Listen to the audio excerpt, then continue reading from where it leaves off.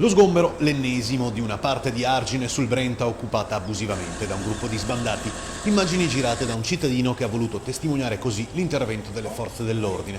Sul posto anche l'assessore alla sicurezza del comune di Vigonza, Damiano Gottardello, che parla di situazione limite. L'ultimo blitz infatti era stato fatto pochi giorni fa. In nemmeno 2 settimane il gruppo aveva riallestito il campo. Il precedente è stato fatto meno di 15 giorni fa. Purtroppo è una battaglia quotidiana. Diversamente, se lasciamo che la questione degeneri, rischiamo di trovarci con un accampamento di qualche migliaio di persone nell'arco di un mese. Quindi purtroppo è una scelta che è obbligata. Una discarica vera e propria. A pochi metri di distanza la zona usata come latrina a cielo aperto dal gruppo di senza tetto provenienti dall'Europa dell'Est.